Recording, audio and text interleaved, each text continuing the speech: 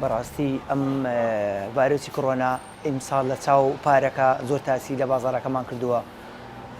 پارەکە ئەم کاتە زۆر باش و بازار ئێمە، بەڵام ئیمساڵ زۆر یعنی لە چاو پارێک و پێرەش بە حیساب بکەین ئێمە زۆر بەراوردیوە، چون بەلای مشتریەکان خۆمانەوە ئەو کاتەی ئەم کاتە بازار ئێمە جمەیە هات، بەڵام ئێستا سێرەکەی چۆڵە و ئەم ساتی ژمارەتی وارەکە زۆر تەئسیری کردووە.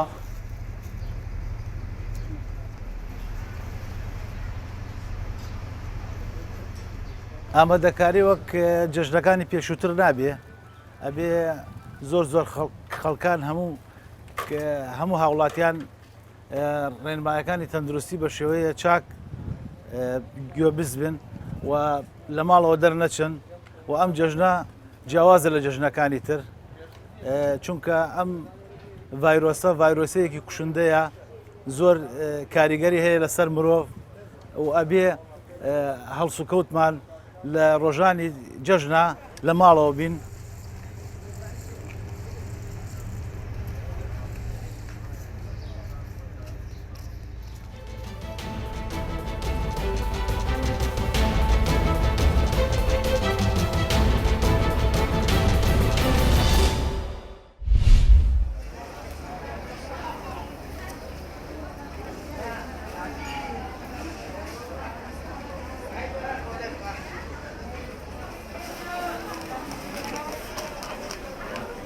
برین و کات گوتن دقیقه تراگاندنه بروجا ایکی و دوی سیا جشنه بس بالعکس در کات خلق فتر تشت کری ما وصل ندید ما گوده سیگوال امینت و چکات شتان آکرد بس فتر هاتن کری و سیکت ما آمدن خبسانه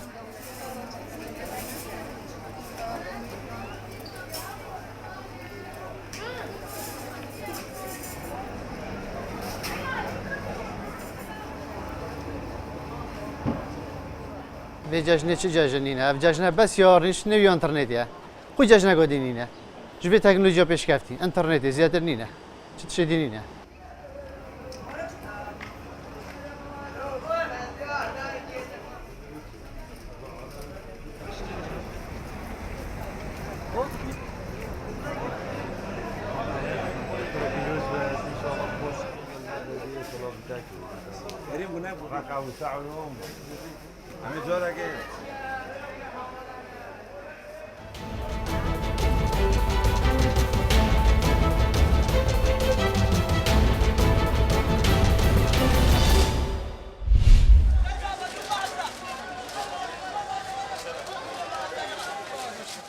شاز من بود. جان.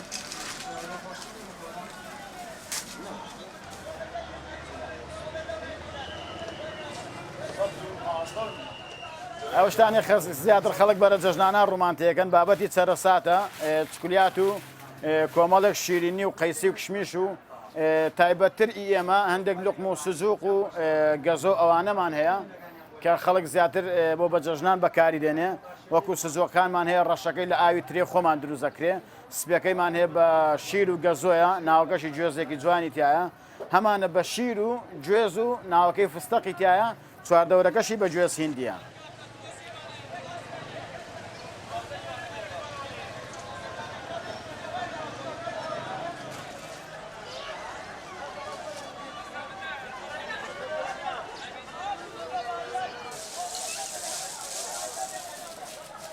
شەکەی ئێمە فەسڵ بە فەسڵ دەگۆڕە لە هەموو فەسڵەکانە بڵێن سەرفاتی خۆی هەیە بەس بەنسبەت بۆنەی جەژنەکان تایبەتمەندێکی خۆی هەیە و جیاوازێکی زۆری هەیە بە حکمی خەڵک چەند ڕۆژێک لە ماڵەوە دانیشە میوانداری زۆرە سەردانی یەکتری هەیە چونە دەرەوە زیاد دەکات لە ناویەکە.